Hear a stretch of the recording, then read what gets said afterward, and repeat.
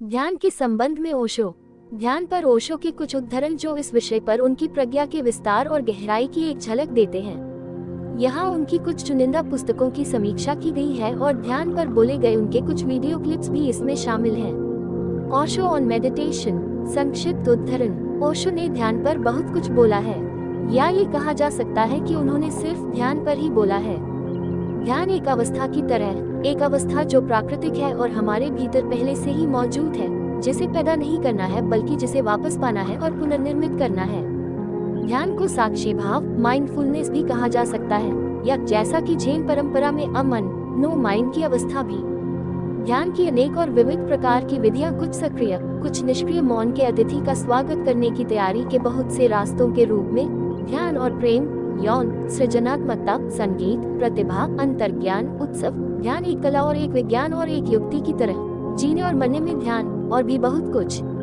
उनकी अंतर्दृष्टियों का एक छोटा सा संकलन नीचे है। ध्यान अभियान है, सबसे बड़ा अभियान जिस पर मनुष्य का मन निकल सकता है।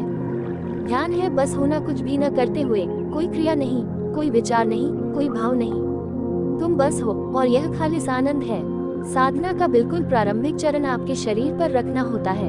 इसलिए एक बात स्मरण रखें कि शरीर के संबंध में अगर सुनी सुनाई कोई बुरी भावना मन में हो, उसे फेंक दें। शरीर मात्र साधन है, संसार का भी और सत्य का भी। प्रेम तुम्हें ध्यानस्थ बना देता है यदि वह ठीक दिशा में हो। ध्यान तुम्हें प्रेमपूर्ण बना देता है यदि वह ठीक दिशा में हो। सामान्यतया ऊर्जा तुमसे दूर जा रही है वस्तुओं की तरफ, लक्ष्यों की तरफ। दुनिया में ऊर्जा तुमसे दूर जा रही है, इसलिए तुम खालीपन महसूस करते हो। ऊर्जा दूर चली जाती है, फिर कभी वापस नहीं आती। तुम ऊर्जा फेंकते चले जाते हो, बाद में तुम लुटे लुटे और निराश महसूस करते हो। कुछ भी वापस नहीं आता, तुरंत ही तुम एक खालीपन महसूस करते हो। ऊर्जा हर दिन बस बाहर की ओर बह रही है और फिर मृत्यु आ जाती है। मृत्यु और कुछ नहीं बल्कि इस बात की सूचक है कि तुम शक्तिहीन हो चुके हो और थक चुके हो। इसे समझना जीवन में सबसे बड़ा चमत्कार है, और ऊर्जा को वापस घर की तरफ मुड़ना, ये भीतर की ओर मुड़ना है। ऐसा नहीं कि सब छोड़कर तुम दुनिया से भाग जाते हो। तुम दुनिया में रहते हो, कुछ भी छोड़ने या कहीं और जाने की आवश्यकता नहीं है। तुम दुनिया में रहते हो, परंतु पूरी तरह एक अलग तरीके से। अब तुम दुनिया में रहते हो, परंतु तुम अपने आप में केंद्रित बने रहते हो। तुम्हारी ऊर्जा तुम पर वापस लौटती रहती है। अब तुम बहिर्मुखी नहीं रहते, तुम अंतर्मुखी हो जाते हो।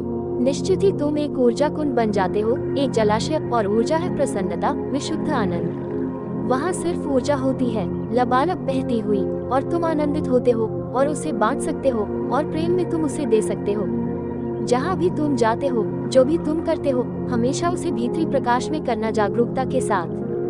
ध्यान इसी सब के लिए ही है, ज्यादा होशपूर्ण बनने के लिए।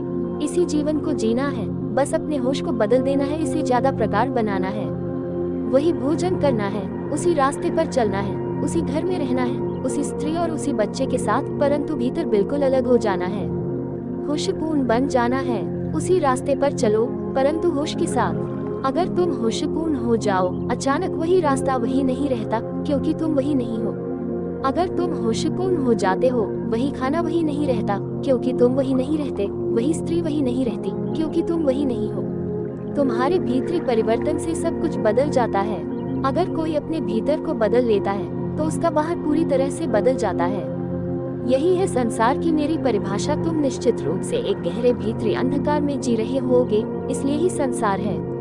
अगर तुम अपने भीतर के दीपक को प्रकाशित कर लो, अचानक संसार विदा हो जाता है और वहाँ केवल परमात्मा रह जाता है। सब कुछ तुम्हारे भीतर की जागरूकता एवं बेहोशी पर निर्भर करता है। केवल वही एक बदलाव, वही एक परिवर्तन, वही एक क्रांति है जिसे किया जाना है। ध्यान क्रियाशीलता के विरोध में नहीं है, ये बस तुम्हें जीवन का एक नया तरीका सिखाता है। तुम चक्रवात के केंद्र बन जाते हो। ध्यान का अर्थ है अकेले होने में आनंद। ध्यान को बस एक साक्षी भाव बन चाहिए, तभी इसे पूरे 24 घंटे जारी रखना संभव है। यहाँ तक कि जब तुम सोने जाओ, होशपूर्ण बने रहो। अंतिम क्षण तक, जब तुम पाते हो कि नींद तुम्हें आगोश में ले रही है, अंधकार बढ़ता जा रहा है, शरीर शिथिल हो रहा है, और वह बिंदु आने वाला है जहाँ तुम अचानक जागरण से नींद में सरक जाओगे, उस क्षण तक देखो। और पहली बात, सुबह जब तुम्हें पता चलता है कि नींद खत्म हो गई है, तुरंत देखना शुरू करो। जल्दी ही तुम नींद में भी देखने में सक्षम हो जाओगे। देखना एक दिया बन जाएगा जो तुम्हारे भीतर दिन रात जलता रहेगा। यही एकमात्र प्रामाणिक ध्यान है। अन्य सभी जो कुछ तुम्हें ध्यान के नाम पर सिखाया गया है वह बस एक खिलौना भर है, तुम्हें धोखा देने के लिए कि तुम कुछ आध्यात्मिक कार्य कर रहे हो।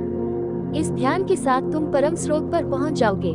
वह सब कुछ जो भ्रांतिपूर्ण है मिट जाएगा, लेकिन अस्तित्व में सब कुछ भ्रांति नहीं है। जो भ्रांति नहीं है वह अपरिहार्य है, और जो अपरिहार्य है उसके साथ तुम क्या करोगे? शायद तुमने इसके बारे में कभी सोचा नहीं है। यही अपरिहार्यता ही ध्यान है। अगर तुम सिर्फ अपरिहार्य को ही देखते रहो, तुम साफ देख पाओगे कि वह जो देखते हुए गायब हो जाता है वह भ्रामक है, वह जो और भी स्पष्ट हो जाता है और ज्यादा पूर्णतया स्वच्छ रूप से, जो पहले तुम्हारे भ्रामक सपनों, इच्छाओं के पीछे छिपा था, अब बिल्कुल स्पष्ट होकर खड़ा है। ध्यान तुम में संवेदनशीलता लाएगा, इस जगत से जुड़े होने की एक गहन भाव लाएगा, और यह संवेदनशीलता तुम्हारे लिए नई मित्रताएं पैदा देगी। मैत्री भाव वृक्षों के साथ, पक्षियों के साथ, पशुओं के साथ, पहाड़ों, नदियों के साथ, सागरों के साथ, सितारों के साथ। जैसे जैसे प्रेम बढ़ता है, मित्रता बढ़ती है, जीवन ज्यादा समृद्ध होता जाता है। कोष्टक, एक सच्चा ध्यानी व्यक्ति विनोद प्रिय होता है। जीवन उसके लिए आनंददायक बात है, जीवन एक लीला है, वह इसका भरपूर आनंद लेता है। मैं चाहूंगा कि तुम इतने सक्षम बन जाओ कि तुम बाजार में रहो और फिर भी ध्यानपूर्ण बने रहो। मैं चाहूंगा कि तुम लोगों के साथ संबंध बनाओ, प्रेम करो, लाखों तरह के रिश्तों में बंधो, क्योंकि वे रिश्ते तुम्हें समृद्ध बनाते हैं, और फिर भी इतने सक्षम रहो कि कभी कभी अपने दरवाजे बंद करके सब रिश्तों से अवकाश ले सको, ताकि तुम अपनी अंतरात्मा से भी संबंध बना सको। दूसरों से संबंध रखो, लेकिन अपने आप से भी संबंध रखो। दूसरों से प्रेम करो, लेकिन अपने आप से भी प्रेम करो। बाहर जाओ, दुनिया सुंदर है, जोखिम भरी है, यह एक चुनौती है, ये समृद्ध बनाती है। उस मौके को खो मत। जब भी दुनिया तुम्हारे दरवाजे पर दस्तक दे और तुम्हें पुकारे, बाहर जाओ। निर्भय होकर बाहर निकलो, वहाँ कुछ भी खोने को नहीं है, वहाँ सब पाने को है। लेकिन तुम स्वयं खो मत जाना, बाहर ही बाहर मत चलते जाओ और खो जाओ। कभी कभी घर वापस आओ, कभी कभी दुनिया को भूल जाओ, वही क्षण ध्यान के लिए है। हर दिन अगर तुम संतुलित होना चाहते हो तो तुम बाहरी और आंतरिक संतुलन को बनाए रखो। दोनों का वजन बराबर होना चाहिए, ताकि भीतर तुम कभी भी असंतुलित न होने पाओ।